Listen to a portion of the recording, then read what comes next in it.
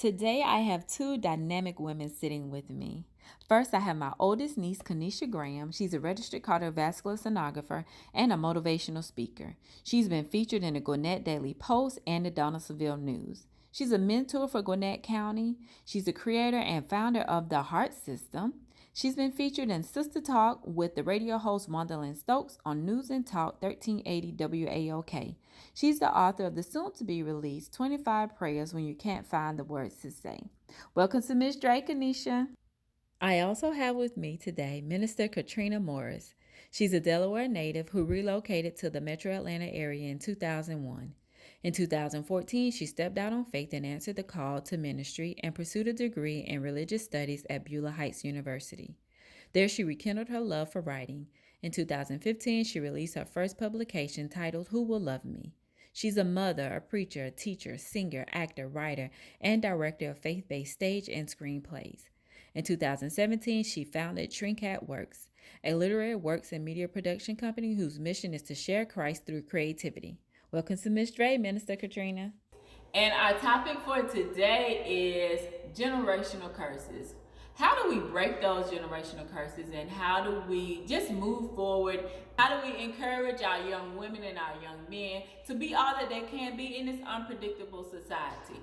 Like, we never really talked about building a savings, building that generational wealth, creating a nest egg for our children, for our grandchildren, for our children's children's children. And that's one thing that has been really big with, I guess, with the break of the pandemic. How do we bring in those multiple streams of income to build that generational wealth? I think it really starts with life insurance. And I say that because so many of us pass and we're GoFunding me. You know, we're Right. trying to raise money to bury somebody. Mm-hmm. Right? Well, how y'all think white folks get generational wealth? They buy insurance, and when that family member passes, they use that money that they got from the insurance, of course, to take care of the final resting, place and all of that. But also, they invest that money. Mm-hmm. They invest that money. Like, if we start thinking more on what's next, what's to come down the line, and stop thinking so much of right here, right now. Right now. Because we're such a right here, right now people. We don't look to the future. We don't look at the long term. We always look at what's ahead of us because that's what we're taught. Right. We always look at what's right in front of us. Oh, I got this bill. Oh, I can't do that because I got to put money into that. I don't got money for that. You have to invest in yourself. Right. You absolutely have to. And because we weren't taught to do those things, that we were just taught to go work at this job for 30 years and retire from this place, and you should have a good pension and you'll collect Social Security for the rest of your life. I wasn't created to retire from anybody's job. Right. Look, they look at they get 5 to 7 years from me. Because I get bored quickly, but that's on a whole nother subject. I need change, but that right now. I know one thing that I did get in, like, with one of my friends is investing. Like, just starting small and just kind of being diligent and disciplined enough to say, okay, I'm not going out to the Cheesecake Factory. Let me take those $50 and maybe invest into the Cheesecake Factory stock, or somebody's stock, and building that slowly. But I do say that I got the big eyes because I could see different people and watching and hearing how their investment grew, and it was like, well, dang. I'm starting late. And then so he did tell me, he was like, well, you're not investing for you, you're investing for your children and your children's children. So allow it, give it that time to grow, and then you'll see the fruits of your labor. So many people do lack having insurance, and then family members are left with that burden. As a young adult, I got introduced to a friend who was like, Kanisha, do you got life insurance?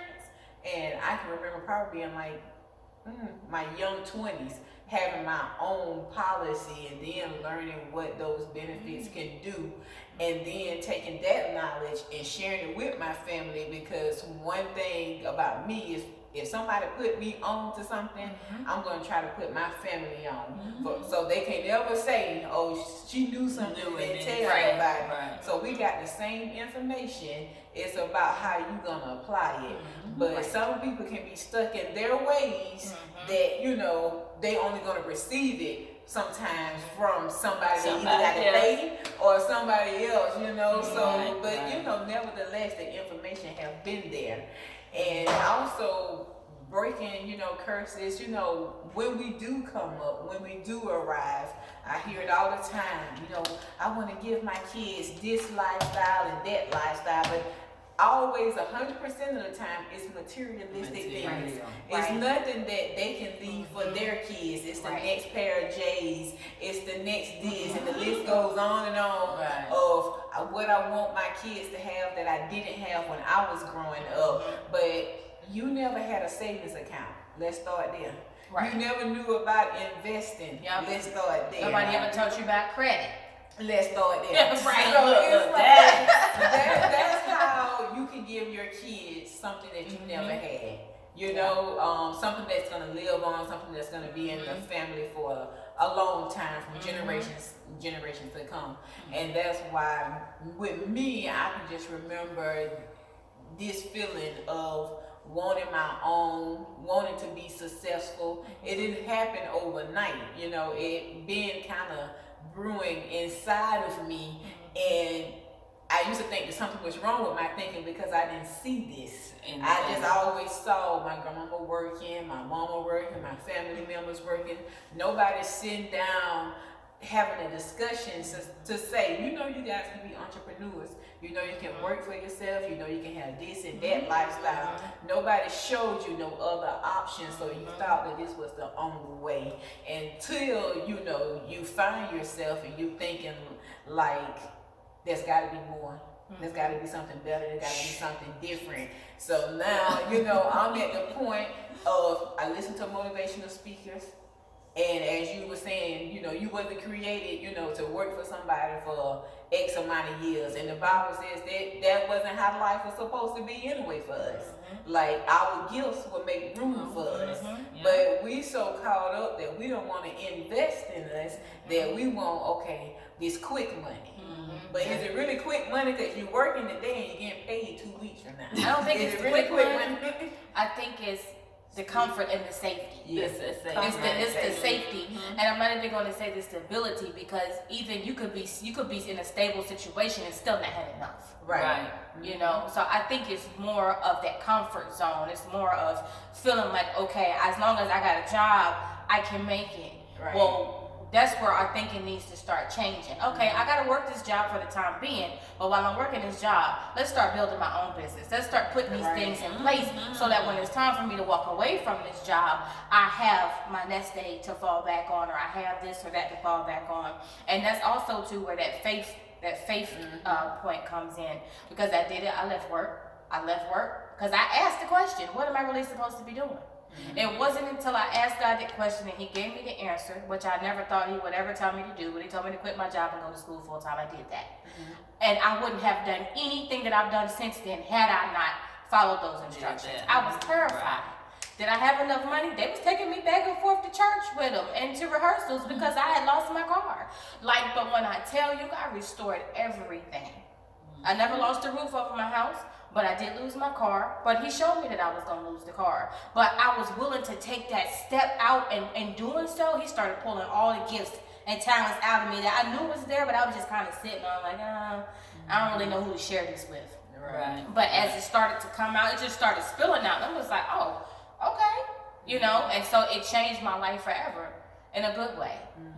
So it just changed my whole outlook and my world view on what it is to have a poverty mindset and what it is to live in lack. Because you don't have to live in lack. Right. You know, but we're so used to making do that I used to be a slave to my checkbook. My kids was talking about the other day how we would go to the grocery store and we used to be sitting in the car and I had to do my checkbook before we could go inside the grocery store. The limit. Look, my oldest daughter told me, how come we just couldn't do that before we left the house? Because if we did it before I left the house, we probably wouldn't have made it to the store. So now we're here. I got to figure out what I can do when I go in here. Right. But it was bad because I was always counting those coins, those pennies down to the last drop. My coworkers would make fun of me and be like, "Oh, well, if anything is wrong with your account, it's the bank's fault because we know you got that thing down to the penny." Right. But it was terrible. When I look back at it, I was a slave to that checkbook because I was always counting. Wow. And I think a lot of the generational curses fall back to walking in faith. Having that connection and being able to say, okay, this is what God told me to do, and I need to follow what He's saying, because He is way beyond what man's mind can fathom. Like, just because you had to work to do this and that, but God's telling me to follow my dreams in a different path. Just like you, I quit my job and I started my own business, and it was like, okay, well, Lord, you told me to do it, and so I'm gonna see, how you gonna work it out. Right. And within a month, I was making on my own what I was making in the job, and He's like, trust me and see when I pour out, a blessing. And so that's what I think that's part of breaking that curse and being able to instill that in our children. Like, what do you want to do? What do you like doing? Yeah, you got to eat, you got to pay your bills. But it is something else out there that you can obtain or that you can do to put back into your house or be able to make sure you have a roof over your head. Absolutely. The older that I'm getting, I am really seeing like the word of God, like being at work, like you read scriptures and you read scriptures, but sometimes you don't understand, like how it's gonna play out. And sometimes in life when we get consumed with things that are going on, we already thinking about tomorrow. We already thinking about down the road. And God's word said, don't take no thought for tomorrow. Right. Because tomorrow gonna have, take care of itself. It's gonna take care of itself. It's gonna have its own, things, issues. But just focus on today. So I've been trying to implement that in my life. Like, okay, Kanisha, tomorrow is not promised. Right. So you just focus on today, and I make it my business to listen to inspirational things in the morning. Hearing things like, we're not supposed to be working for money. Our money's supposed to be working for us. And it's like, because I didn't have that growing up, and for anybody that do not have that growing up, I mean, we have the internet like right at our fingertips. There's so much that can be researched. There's so many videos you can look into. If you're trying to change your story, or if you're trying to change your situation, you're trying to break generational curses, you're trying to do something new for your family that wasn't taught to you. It is possible by doing little simple things, searching it on the website, getting connected with people that is in line with your thinking. One thing I can recall, like growing up, is that what I didn't see and what I would like to implement in my family one day is sitting down and get to know, like, what do your kids like? Let them know, that it's possible to do whatever you so believe in your heart that you want to do. I can never recall sitting down with anybody and anybody saying, Kanisha, what would you like to be when you become an adult? And then if I gave them that answer and they can say, you can do it.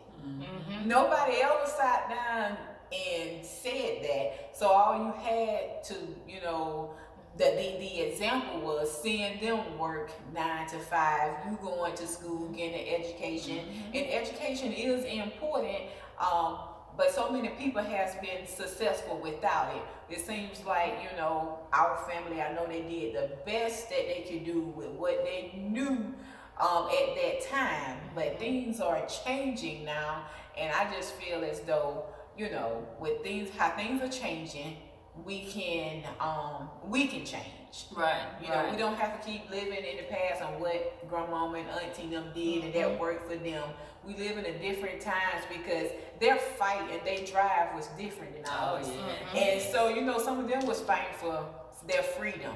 Some of them was fighting just to stay alive, and they have, you know, blessed us to, you know, be able to know that skies is really the limits for whatever we set our minds to. Right, right. I'll take that a step further and say, I hate when people say the sky is the limit, because there are no limits, especially when God is in it. There is no limit to what you can do, right? And I think that a lot of what we weren't taught, because it's what we weren't taught is the thing that actually will get us to a place where nobody has ever gone. You got to do something different. You got to do something, you know, other than what you've done to get a different result, right? And all they knew was what they knew. But you also have to be very careful about who you share those big dreams with, who you share those ideas with, because a grandmom is not going to understand. Especially even a Christian grandmom who has all the faith in the world. We talk about faith, but they don't realize that there is an action that goes with that. Faith is like love. It's an action word. You have to do something to get somewhere. It's not just going to fall out of the sky. You want a job, you got to fill out an application. Right? You want to move, you got to start packing. Like, you got to start putting things in position. And I think that's the thing that we miss. We're just waiting for it to happen. Like, okay, well, when is it going to happen? No, you got to put that thing in motion, whatever it is. But don't talk about it. Don't talk about it with people who are not there with you on your level of belief, because they'll talk you out of it. Yeah, of course, yeah. So, and one thing when what you were talking about as far as being able to step out and do what you love doing, or having that conversation with the younger generation, what is it that you like? And I have asked that question to my teenage daughter and to some of her friends, and half of them, they don't know. They don't know because they are so, I don't want to say hypnotized, or so brainwashed by what Nicki Minaj doing, what Cardi B doing, what the baby, look, you know, what the celebrities are doing. But think about your own gifts and what you like to do, and then being able to connect in a space that can nurture that. And that's one thing that I think our community needs more of, finding out what our youth enjoy, what is their, you know, what are their interests. My son, he likes to draw. So I'm like, okay, we're going to get you in this here engineering program that's, you know, graphic design and stuff like that. And so that way you can see what somebody else is doing. Is everything on YouTube? Everything is on, you know, you can Google and find so many different things and get connected. And so I think that's what would benefit us with breaking those generational curses, is finding out what our children like. And that requires you to have a conversation with your child. Don't just talk over them or at them. Really understand what your child likes and what they enjoy doing, and then start connecting them to those people or into those spaces. I would say one thing, my husband owns a gaming truck. We had a party the other day, and the kids were in there 10 minutes. They was outside playing basketball. So it was like, Mom, you wasted your money because you don't know what your child wanted. They was like in there talking about, look, y'all want to go play hide and go see? Let's go buy, you know, like simple stuff. Know your children and know what they enjoy doing. So one, you won't be wasting your money, you won't be wasting your time. And then you can't go up there to the school and be like, no, not my baby. Yes, your baby. That's who did it. You must say never, you know, you haven't monitored what they're doing, either on their iPads, on their phones, or whatever. So I think that's a major thing with being able to break those curses. And that's what one thing I brought up to my mom is, like, you know, you have to have relationships with your kids. You gotta know what they like. There's no need of going and buying a gift and you don't know what your kids they like. Like me, you know, everybody, you know, I'm gonna be thankful, I'm gonna be grateful. Right. I'm gonna say thank you because that's the polite thing to do. My sister, on the other hand, she is, you know, she's just as blunt as a blunt, you know. She's just gonna be real. She just told Mom, she was like, I don't wear Chanel. It was like, but it's a gift. Just say thank you. You can take that back. So, you know, the moral of the story is you have to get to know your babies, right. You know, is it Chanel something I really wanted? No. Was I thankful because of the thought? But you just have to get to know your kids, know what they like, because that was something that you know, you like. You know, it's not necessarily something that you know your daughters would like just because you like this fragrance. So you have to take the time to build that relationship, get to know what your kids like and what they don't like. So you don't feel like, oh, I just wasted all this money on the gaming truck, and these kids out there playing basketball. Know what they And like. then don't make them feel bad for expressing what they like and what they don't like. Don't try to make them change their mind because their answer doesn't fit with your pre-assumption of who they are. Don't do that. Like, because that will shut a kid down. And it'll keep them from really opening up to you can't do that. And I think if we start there with the young people and just give them a safe space to be able to talk and express themselves in, I think that makes all the difference in the world, so that they know they can come to you and they know that they can confide in you without being judged or feeling like, oh my God, my mom gonna kill me. Right. I don't want to talk to her because what she gonna say? And I know my daughter feels like that sometimes too. But one thing. Thank you so much for rocking with us. We will continue this conversation next week. Please remember to like, share, comment, subscribe, and hit that bell so you get notified every time I post. And also follow me on Instagram at The Real Miss Dre. Smooches!